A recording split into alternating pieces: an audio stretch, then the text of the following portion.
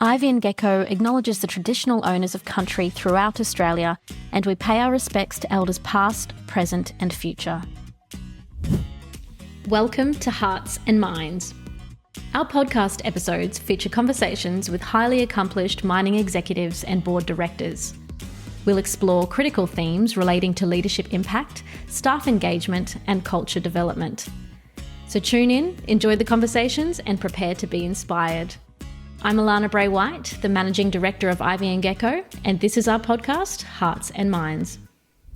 IGO is a company that did very well through acquisitions. A change of strategy in 2017 under the previous leader, Peter Bradford, who was quite visionary in seeing the impact of the transition to a low-carbon economy will have on the mining industry, and talking about it well before most companies. You know, everybody now is a critical minerals company, but in 2017, when they first defined it, IGO, that wasn't. So that was quite visionary. But they then went through a period of time of a series of M&A transactions, culminating in the sale of their last gold asset and the purchase of a very high quality stake in the Greenbushes mine and the joint venture that comes with that. It's a tremendous M&A transaction. Yeah. Unfortunately, though, we then went on to purchase a company called Western Areas, been well publicised, and that turned out to be a very poor decision. And the reasons for it fundamentally come down to a breakdown in processes through both at the company and at the board level. What is winning through in as far as I can see is someone who listens to everyone, but also makes sure the voices that they're listening to have true diversity of thought and input, and whether that's through gender or socioeconomic background or racial background or whatever, lived experience differences, etc. But true diversity, so that they're really making sure they're covering a wide variety of inputs then to make the choices as you described. So, our guest today is Mike Nossal. Mike is a senior mining executive and company director who has gained over 35 years' experience in the gold, base metals and industrial minerals markets. He has held leadership responsibilities with companies including Newcrest, MMG, Lundin Gold and Nord Gold. Currently, Mike is the non-executive chairman of IGO, a leading ASX company with interests in upstream and downstream lithium assets and nickel mining and processing operations. In this episode, Mike talks about IGO's strategic pivot some years ago towards the discovery, production and processing of battery minerals. This transformation enabled the company to be a key supplier of products critical for the green energy transition. However, recent volatility in market demand and commodity pricing has presented challenges for IGO's leadership and stakeholders. Mike talks about the importance of purpose, values and culture as foundations for building a resilient employer value proposition.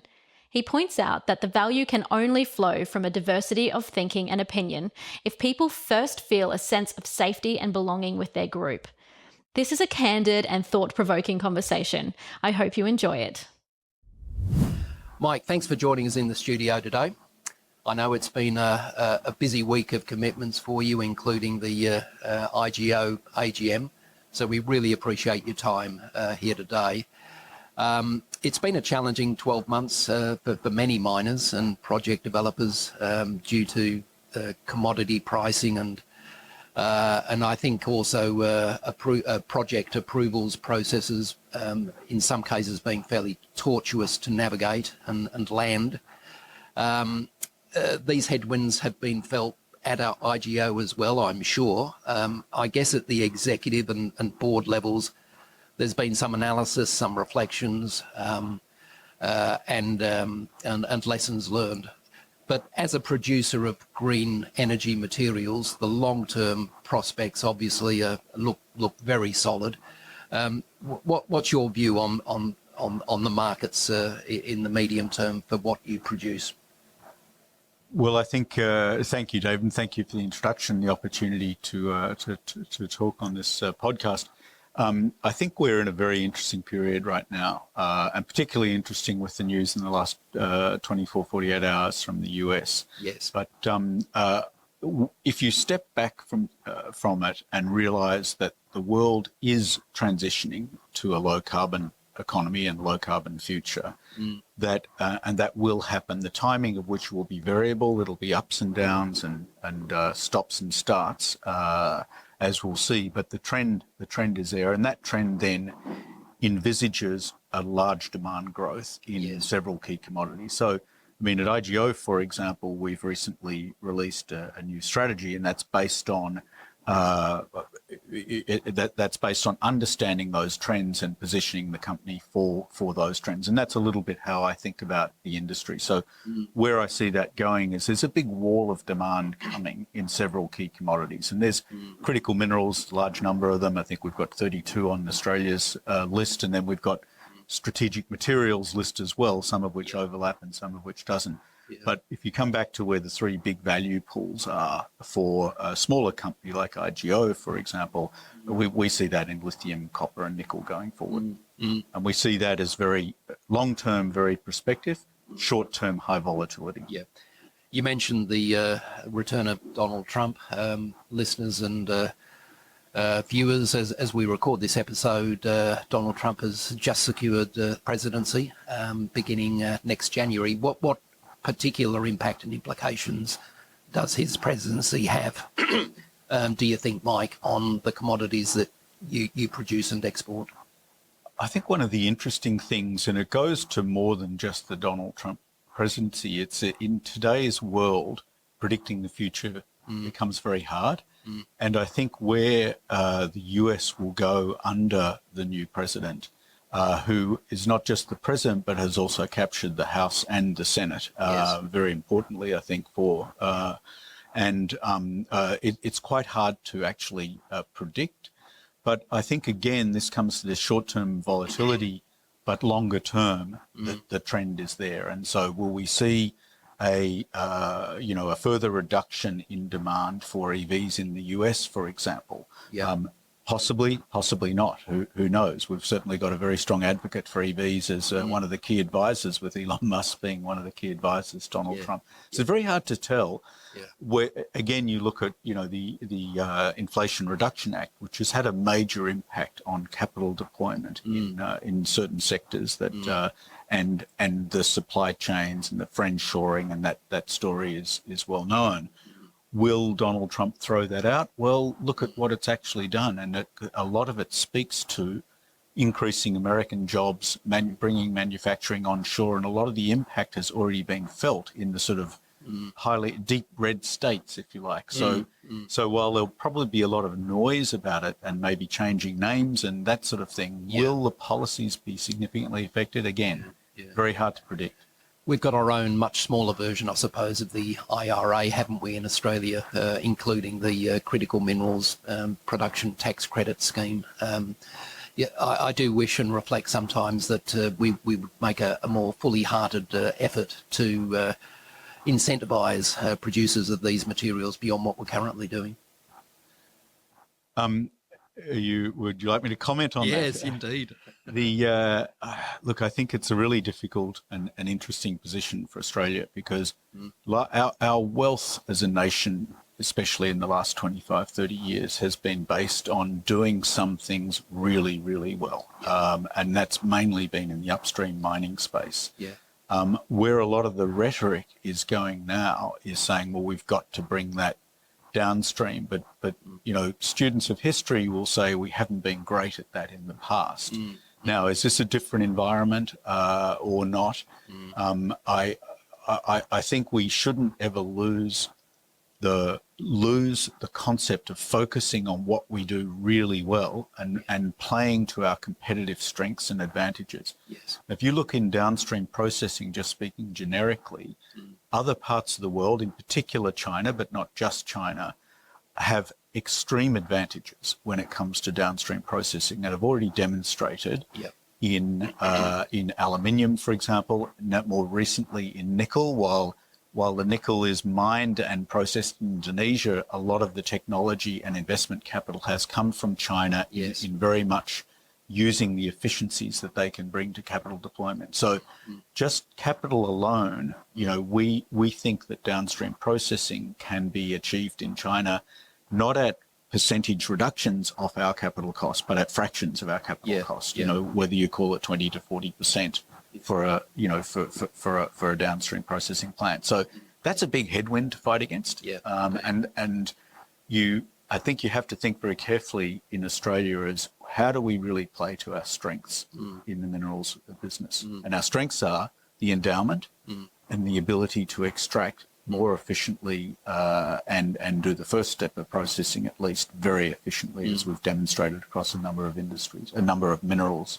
China do it extremely well, don't they, in terms of the downstream processing? And I guess one of the possible benefits of a centralised autocratic type of government is that they think very long term in their strategy planning versus perhaps a 3-year election cycle that we have here. Mike, this podcast, as you know, is all about sharing some insights with our guests on leadership effectiveness and the impact that has on stakeholder engagement and culture development within mining businesses. Before we go there, let's explore a little bit about your earlier years. Where did you grow up and what were your earlier influences? It's a long time ago now, David. I grew up in a suburb of Melbourne in the 60s and 70s. So really in the 1960s and 1970s, really a long time ago. Sort of a pretty idyllic childhood, to be perfectly honest. We lived near bushland and there's a sort of thing you disappear in the morning and only have to turn up for tea at the end of the day and spend the rest of the day getting around with friends and that. So a very carefree childhood, but also one that where a lot of our holidays were spent in country properties. My mother's family was in the agricultural business, and I think that led to, I think growing up in Australia and that, it led to a certain sort of resilience and ability to take that stability and strength to wherever you go in the world. And I think I see that in a lot of other Australians who have succeeded internationally as well. And coming from a place where we know we can always go home and that's always there. And but it gives you a kind of an inner stability, I think. Yeah. Growing up in suburban Melbourne, which footy team did you follow? Well, on Saturday afternoons, I used to, as a teenager, sell newspapers around Victoria Park. And I know we're in Victoria Park in Perth, but this is Victoria Park, the football ground in Collingwood. So it wasn't very far from where I lived. And then we'd do also surveys. I worked for a survey company at one for a while when I was about 15 or 16, and taking surveys, you learned that you didn't ask too many questions. If the team lost, you skedaddled out of there pretty quickly. So I've a lifelong attachment to Collingwood after that. Good on you. Why did you decide to enter the mining industry? What appealed to you about it then? And if you had to start over, would you join the mining industry as it is today? I suppose I have to go back a little bit to tell that story, and I didn't have much direction in my undergraduate years. I got a Bachelor of Science from Monash University, but didn't excel academically. I just headed off overseas, as a lot of Australians do. Ended up working for an American company, but based in France for 4 years, and really, I suppose, developed a bit of a work ethic during that, and then went to business school in the US. I did an MBA at Wharton, the University of Pennsylvania. So that was quite formative in a number of ways. Firstly, showing that, again, achieving some academic results and operating in a very, I suppose, with a peer base that were very smart and hardworking, and realising I could hold my own in that environment. And then started thinking very hard about what to do after business school, and realised as an Australian to the core, I wanted to do something that enabled me to go back and forward. So that wasn't going to really be fast-moving consumer goods, for example. So it's really agricultural mining. Yep. And I just got interested in mining, and there was quite a big exploration boom going on at the time in the 84, 85, 86 era, and got very excited and interested in that, and ended up going into mining as a result of that. Wharton, I know, is a very reputable institution. Did you come across many Aussies studying there at the same time? Not really. I think there were two others then. I think there's a lot more now. But I think there were two others in my year. Yeah. And which company in France did you work with? A medical instruments company called Technicon, which was bought by Roche in the end. Okay. When you're not concentrating on your work, Mike, what do you do to relax?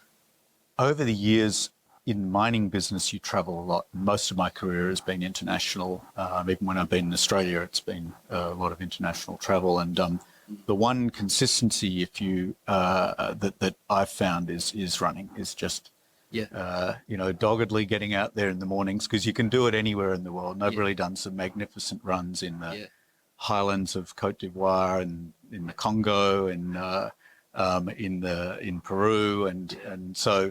Running has been, I find it very important for my mental health too. Yeah, it's a great habit to get into. I do more walking than running, but psychologically it has a very positive impact on me first thing in the morning. Exactly, and thinking, using it as a time to think through either the day, if it's short term, or some of the bigger issues wrestling with, and skiing. Skiing, where's your favourite ski fields? Oh, I'm very lucky and privileged to have been heli skiing in British Columbia quite a few times. Heli skiing, that's when you drop out of a helicopter and go down, and you can get to places that would take you days and days of mountaineering to get there. Wow, what an experience. So it's a big luxury and extreme privilege, but it's been a fantastic. You must have good joints, Mike, to drop out of a helicopter, appreciating its... how far off the ground is it when you jump out? No. The helicopter lands. We don't do hot drops in heli skiing. The safety is. I did do a hot drop in the mountains of Kazakhstan when we were doing some geology work, and on a big Soviet helicopter, and that was not something I'd like to do. Wow, to do again. That'd be scary.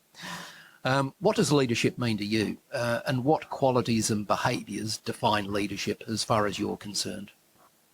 I think there's a key in the word leadership. If you want to be a leader, it means you have to have people who want to follow you. And that changes over time, and has certainly changed over the time that I've been in the industry. So leadership in 2024 feels different and is different, I think, to what good leadership might have been in the 1980s and 90s. And where we are today, I think there's two sort of main elements. The first is the people element, and as I say, inspiring and motivating people to follow you. And the type of leader that can achieve that today is, in my mind, there's a number of key characteristics. One is curiosity. Yes. Absolutely being curious and always asking question. Another is humility, and wanting to succeed through your team and through your people rather than yourself. I think where there's too much lack of humility, it's now, have I been just proven wrong on that in the last 48 hours in the US? I'm not so sure, but I think especially in a business sense.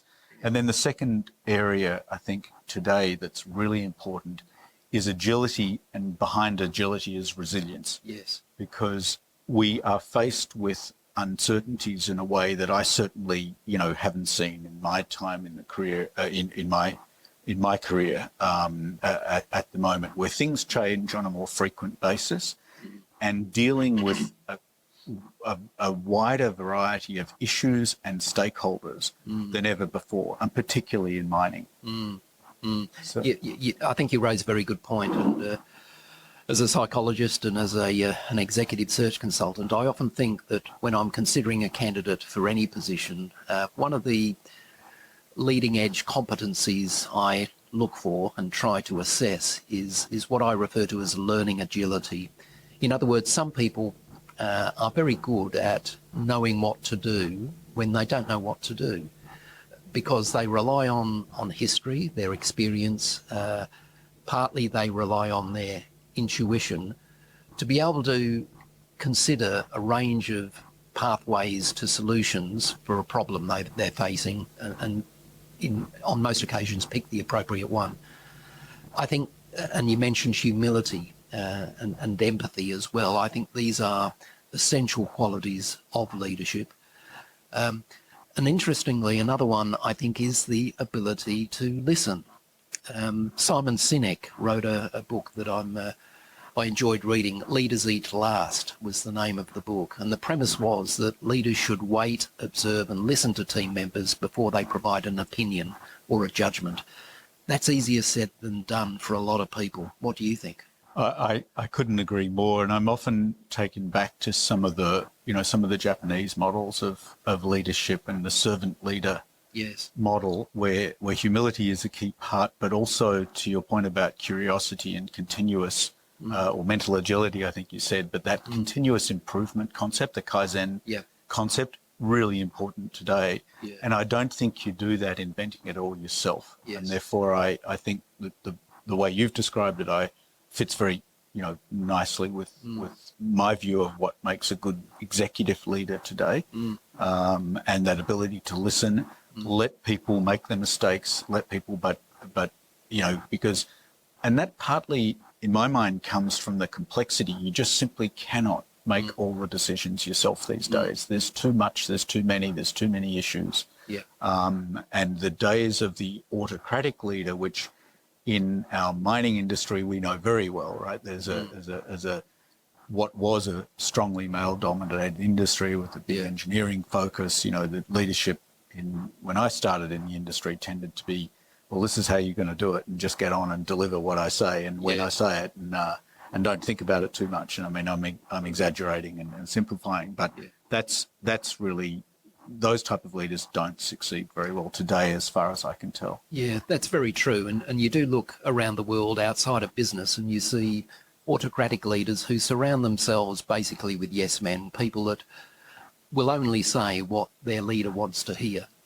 So they don't challenge, they don't constructively criticise, and the system becomes a bubble, an echo chamber, and that's a dangerous thing. And I'm glad that you use, whether deliberately or not, yes men, because I think it brings you to diversity and understanding the diversity. And in that situation, I think men have more of a tendency to follow that type of leadership in the past. But I think today, what is winning through in as far as I can see, is someone who listens to everyone, but also makes sure the voices that they're listening to have true diversity of thought and input, and whether that's through gender or socioeconomic background or racial background or whatever, lived experience differences, etc. But true diversity, so that they're really making sure they're covering a wide variety of inputs then to make the choices as you described. So it's a very good point, and we'll come to diversity a little bit later. Certainly in the consulting world, there is a cliche. Clients judge you by the quality of questions you ask. And I often think when I'm listening to managers and executives in business that if they did an audit of how many statements they make compared to how many questions they ask, the ratio would be the wrong way round. I think people in leadership roles need to ask carefully curated questions to stimulate thought, provoke thinking and imagination to get to the bottom of issues. You mentioned diversity. I'm glad you did, Mike. Your board, IGO, has a nine-member team, 4 female and 5 male, which is about as equal as you could get. Your directors are intelligent people. Presumably they've got firm convictions about a range of issues. As a chairman, how do you manage your board dynamic in order to encourage the best from everybody and ensure that all contributions are read and considered? Firstly, I think we do have a diverse board at IGO, but speaking more generally, that, coming back to the importance of that diversity and making sure you're getting opinions. So if you want diversity, you've got to have inclusion. Yes. It's no good just having a bunch of, people that are different and have different views. If you don't include them. Soliciting those views very carefully and bringing them forward and making sure that they don't have just the chance to speak, but the chance that they're heard. Yes. Two very different things. Yes. And so I think about it as, recently thinking about how do we become a high-performing board, and I'm on a couple of different boards in the not-for-profit space as well, and it's no different there. How do we think about becoming a high-performing board, and what are the characteristics of a high-performing board? And then how do I bring that back to my leadership as chair? And to your point on making sure that the ratio of questions to statements is very much in the favour of questions. I think as a chair, that's even more so than an executive leadership role, and making sure that you're genuinely going round and watching people's body language and seeing perhaps the person who's slightly less reticent to come forward, shifting in their chair or whatever their particular body language is, saying, I know there's a thought there, how do I get that out? In a way that gets heard. So, and putting your own view very much to the back, not necessarily losing that view, because I think every director should have a mandate and to give their opinions on a particular issue, but making sure it doesn't come first. Some good insights there. I agree with you. Inclusion really should come before diversity. When I think about inclusion, I think of words like belonging and safety. In other words, a person must feel as though they genuinely belong to a team and they are safe to say what they think.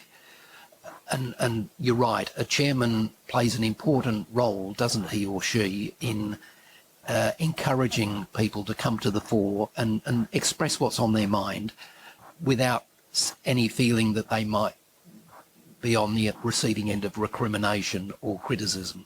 And I couldn't agree more. And the chairman's role, I think, is making sure that it's everyone's role on the board to ensure that environment exists. But it's the chairman's role to police. That's the wrong word, but to really ensure that you're creating that inclusive environment where there is no recrimination. Yeah. And what's interesting, and it has been personally, it's been a journey moving from executive to non-executive roles, when senior executive with a large team. That you're dealing with a large number of issues every day that require quick decisions, and then moving into the non-executive role is a journey. And I've found sort of some things, if you keep coming back to that focus of, am I really getting the best out of the team? And that we share with the executive role. You always got to look at, are you really getting the best out of the team of people that are sitting around the table on a particular issue? Are you really hearing it? Are we really making sure we're getting that left field thought that might hold the gem for the item that's being discussed? And now we take a short break to acknowledge our sponsors. This episode is brought to you by Halo Civil Engineering. Halo is a multidiscipline civil contractor that specialises in the delivery of complex civil projects across defence, infrastructure, energy and resources. A West Australian company committed to delivering dynamic solutions with a focus on zero harm, while having a positive impact on their industry, clients and the people they serve. For more information, search for Halo Civil Engineering on socials or visit halocivil.com. If you'd like to inquire about sponsoring an episode of Hearts and Minds, please reach out to us on LinkedIn or via email info@ivyandgecko.com.au. Ivy & Gecko is a leading Australian talent and organisational consulting firm. We specialise in providing executive search and board consulting services to ASX small and mid-tier explorers, developers and producers in the gold and critical minerals industries. As the only executive search and leadership consulting firm to be admitted membership of the Minerals Council of Australia, Ivy & Gecko is uniquely resourced to advocate for the interests of our exploration, project development and mining clients. I often say, Mike, you don't necessarily need to find the best people, but you do need to find the best in people. That transition from an executive role to a non-executive role that you just referred to, what is the role of mentoring and coaching to assist a person to make that transition? Did you have an external coach, mentor, or was it more of an intuitive process of getting there? Very much a mix. I did engage with quite a number of non-executive directors and chairs in the process, and still do, just to share experiences and just to feel, well, tell me how you made that transition. Tell me what the issues and what the things were. So I don't have a formal coach in there, but we have used a formal board performance and review company that we've taken very much to heart, and do have some formal professional input to our journey through that at IGO, and that's in my other boards. That's very much benefited me as well. I'll just add, the networking is really critical.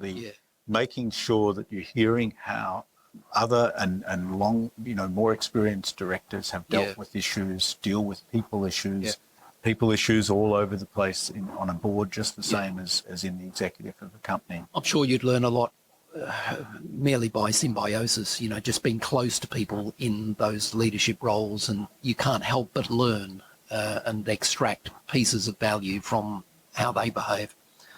Mike, should leadership manifest differently at the executive and the board levels? Yes and no, I think, is the answer to that question. So the core elements of it should be the same. And if I think about a high-performing company, I think about it in a way as almost an hourglass structure, where you've got an executive team that's a group of and it is a team, it's a very high-performing team of high-quality people functioning very well in a way so that the 1 + 1 equals a lot more than 2 across that team. Filtering into the chief executive who sits in the middle between the executive and the board, and then the board itself. And the board has to mirror the executive team to the extent that it should also be a very high quality team of people operating. Now, people talk about whether a board should be a group or a team, and I don't think it really matters. It's a number of people working together with a shared outcome, who respect each other greatly and respect each other's position greatly. And so it shares a lot of characteristics, but it is different because each individual sits there as a non-executive director in their individual capacity with their accountabilities to each of the shareholders and other stakeholders in that individual capacity, which is a little bit different to the executive. So I like the hourglass analogy. I haven't heard that before. Are you willing to share a memorable failure or mistake that you've learned from and as a result become a better leader? Well, whether become a better leader or not, I think history will tell. But look, there's IGO is a company that did very well through acquisitions, a change of strategy in 2017 under the previous leader, Peter Bradford, who was quite visionary in seeing the impact of the transition to a low-carbon economy will have on the mining industry, and talking about it well before most companies. Everybody now is a critical minerals company, but in 2017, when they first defined it, IGO, that wasn't. So that was quite visionary. But they then went through a period of time of a series of M&A transactions, culminating in the sale of their last gold asset and the purchase of a very high quality stake in the Greenbushes mine and the joint venture that comes with that. It's a tremendous M&A transaction. Unfortunately, though, we then went on to purchase a company called Western Areas, been well publicised, and that turned out to be a very poor decision. And the reasons for it fundamentally come down to a breakdown in processes through both at the company and at the board level.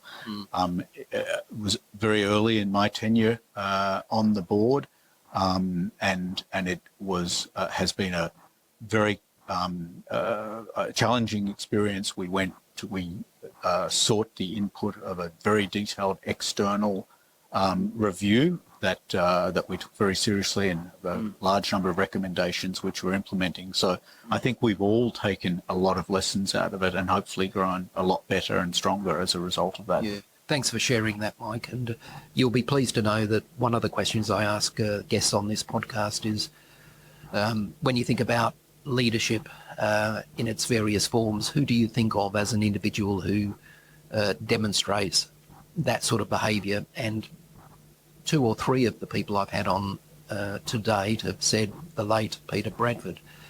And I had some dealings with Peter as well some years ago, and clearly he made a big impact on a lot of people. My memory of Peter is that he always had time to pause and listen to you, and the way he cultivated the talents of younger mining professionals in particular was great to see. So I'm privileged that I had several meetings with Peter, but he certainly left a very good legacy on the industry, as you know. As a chair of IGO, how do you articulate your company's value proposition, and does the VP differentiate your brand from other companies seeking to attract the same talented managers and executives? I think, and you talk about Peter Bradford, and one of the very, very strong parts of his legacy is the reset of IGO's strategy, but it wasn't just strategy. It started with purpose and then went to values and then went to a very active conditioning of culture. So purpose, culture and values intertwined and together is, to my mind, the core of employee engagement. And that employee engagement then is your employee value proposition. And IGO is a great example of how you can get that very right over the formative years, really under Peter Bradford. Obviously, in different times in the cycle, we're now in a much harder position. The company's gone through some difficult restructuring under new leadership after the very tragic and way too early passing of Peter. And the big question that we're all asking ourselves and working very hard on is maintaining that strength of culture and that employee value proposition as you go through the bottom of the cycle. Because if you can show that you can do it, speaking generally, if a company can show that they can I'll just say it was one example of the proof of that employee value proposition was how the company fared during the very tight labour market of the COVID period. We were still got a large number of applicants for any job that we put in. We didn't have the same loss of people as other companies had, where they, people migrated to the next highest paying job sort of thing. We had a much stronger retention, I think, at IGO, and that's a demonstrable example of where that culture has worked. If we can show that we can maintain that through the cycle, I think it becomes a true competitive advantage. Interesting listening to you talk about purpose and culture and values. IBM Gecko, about a year ago, did some research in the mid-cap mining segment. The research was targeted at answering a number of questions, and there are 2 companies that really stood out in our research, and they were IGO and Evolution Mining. They stood out in part because of their communication, their marketing, if you'd like to put it that way, of their purpose and their values and their culture. I love the values of IGO that are expressed on your website. It's innovative, the way that you communicate it. Running through sprinklers is one of them. It just, people, when they read that, they visualise, a fun place where you can challenge yourself and enjoy the experience and the progress of a journey. And I think you do that differently from most mining companies. So if that's part of the legacy of Peter Bradford, I think that's a wonderful thing. It is, and under Ivan Bella, who's come in and it's very early days, but seems to be a very strong leader. The board's very comfortable with his start at IGO. But one of the first things is that he says, has been quoted as saying many times, is he was one of the things that attracted him to IGO was those values and culture, and that's something that we certainly will be maintaining. Yeah. It's the foundation of any business. Charlie Munger, the longtime business partner of Warren Buffett, He died last year at the age of 99, and I remember being in the right place at the right time to watch his last interview on TV. And at the age of 99, the question to Charlie was, during your 70-year business career, what's the most important thing you've learned? And Charlie's response was that trust is the most powerful economic force on earth. An interesting way to sum up his experience. To me, that just nailed it in the sense that trust really is the foundation of progress and advancement in any institution. How do you cultivate trust? Well, I think it's a great quote, and I agree with the proposition. Authenticity and continuity, consistency, care, I think, are the key issues. I think about trust. I forget the name of the actual model, but a teacup model or something like that. Is you've got to fill it up. You know, if I'm getting you to trust me, I fill it up drop by drop. Yes. But if I make a wrong move and tip the cup over, I lose it in an instant. Yes. And so, you know, consistency to get there and build that trust. And I've seen it over a long period of time, in particular in joint ventures and partnerships. You know, because in the mining industry, we're not as good as it, for example, as in the oil and gas, where it's a much more established. And in mining, we say we have to own everything. 100% and operate it. Now, that's always great if you do own it 100% and operate it, but it doesn't mean that you can't extract real value through partnerships. But that trust becomes absolutely critical, and that understanding to get value out of those partnerships, I've certainly seen over the years. So I think about it that way. A little drop by drop, you build the trust, but make sure you don't tip the cup over and lose it in an instant. That's right. And some people would describe it as like an emotional bank account. That's when you model, do the right thing and favour people and care for them, you know, in goes the penny of gratitude, and that accumulates over time. As you say, trust is hard to earn. It's very easy and quick to lose. And good leaders clearly understand that. How important is understanding culture to managing corporate risk? Critical. I think all these things are intertwined. So a strong corporate culture would have risk management in a informal sense at its core.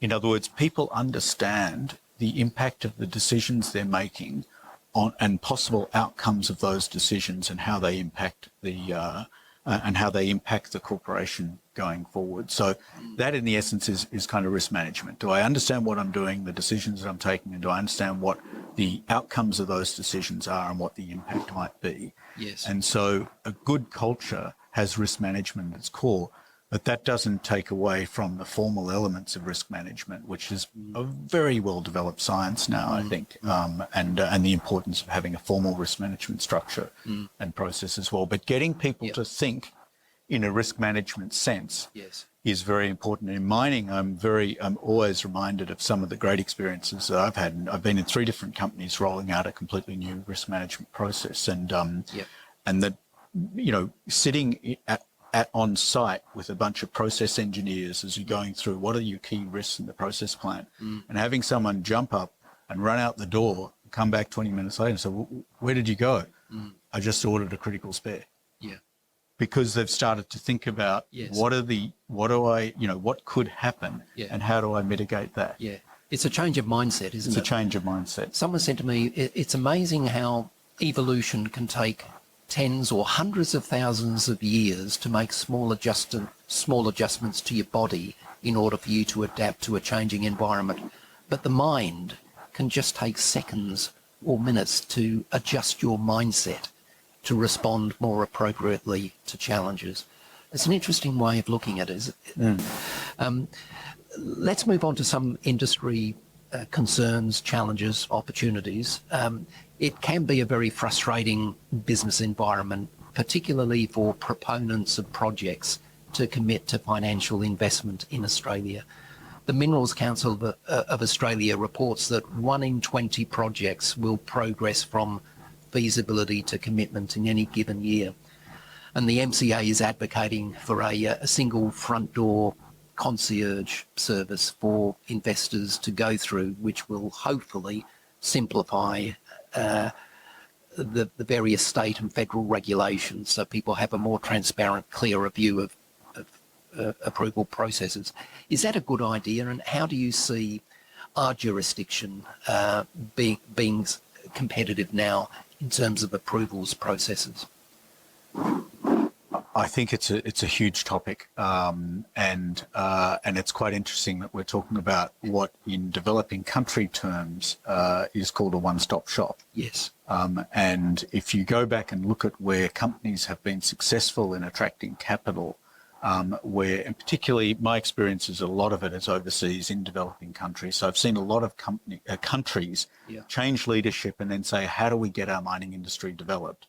And the one-stop shop is quite often a part of that, and it's shown to be very successful. Ghana in the late 80s and early 90s built a major gold industry, and one of their issues was how do we unblock some of the regulatory processes. Yes. I think it's really important that government focuses on that and tries to streamline and remove it so the rules are clear and what you have to do becomes clear, and that you're not getting this second bite at the cherry, which we so often have. And there's been a great example in New South Wales recently, and you're aware of it with McPhillamys. And that's very difficult. You get right to that end stage where I don't know the specifics of that situation, but what looks like you've done all your work, you've got your plan, you've been through all the state approvals, and then you have something coming in over the top to change the rules.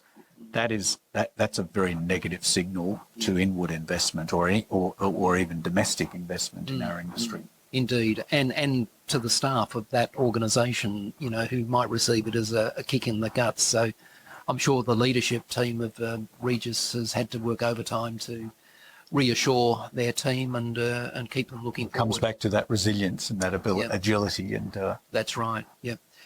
Now, Mike, we come to that point in the podcast where it's your turn. Do you have a question to ask me?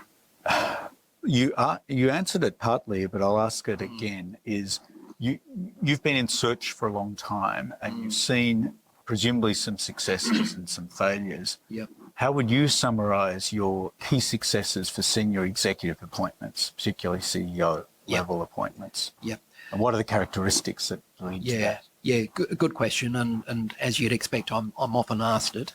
I think certainly at any level, but particularly at the C-suite level, identifying good quality candidates who have the relevant qualifications, experience, even technical competencies, that's the easy bit. It's relatively fast and quick to identify a long list of potential candidates on that basis. The success of and the indicator of a very good search process is that you target a number of individuals who, in the vast majority of cases, are not actively looking for another position. They're well challenged in their current roles. They're close to the pointy end of the action, and they're well paid. So our job as a search consultancy is to understand and curate a value proposition with the cooperation of our client to pitch to that candidate. We need to understand as best we can through a variety of means. It might be a formal assessment, a psychological assessment. It's competency-based interviewing. We need to understand the value set of a potential candidate and how well that would align potentially to the values-based culture of our client that we're representing. That's the hard bit. And when you're dealing with people, you can never eliminate risk. What we need to do is mitigate the risk, reduce it to the extent where we have a high level of confidence that we've got somebody who meets the technical and behavioural competencies and the values set that our client is looking for. And if we can do that, Mike, the likelihood is that we'll have a reasonably high level of success. But that's the challenge, and I think you do need a lot of experience. You need also to rely on your intuition as well as all of the the formal processes that go with assessing a candidate. Another thing I might mention is that increasingly, as a consultant, I'm being challenged by candidates to provide evidence on behalf of the client of their progress towards ESG indicators, decarbonisation rates, not promises, but actual evidence of progress being made towards these targets. 10, 15 years ago, that wouldn't have been the case. It was not on the agenda of candidates. Now it is. That's good. It means I do have to do my homework and represent the client accurately. But it's really good to see candidates, younger ones particularly, being very interested in those aspects. Okay, we're up to rapid fire question phase, Mike. When you think about people who've shown great leadership, whether it be business or sport or the creative arts, who do you think about? I can't get away from the mining industry, and great leadership. Probably two examples come immediately to mind, because it's about results at the end of the day as well. Because without results, without financial results, you don't have sustainability. Yeah. The two Bobs, as they're known, at Bob Wilson and Bob Adams at Rio Tinto, in the 30 years before Bob Adams, who also passed away tragically in Roll, for 30 years they achieved a compound total shareholder return of 14% over 30 years. So put $1 in 30 years ago and you come out with a big number at the end of that. That's an extraordinary achievement over that period of time. And another one who I admire greatly is Sean Boyd at Agnico Eagle. Agnico Eagle, he's moved on a couple of years ago, but his 20 years he was there, and I forget the exact number, but he also delivered consistent shareholder returns, and in a way that built a great company that now, you know, is a higher market cap in the gold industry than Barrick, which you would not have predicted. And so it's that consistency of leadership that I really admire from those two examples. Yeah, great. What's the best career or business advice you've been given, and who gave it to you?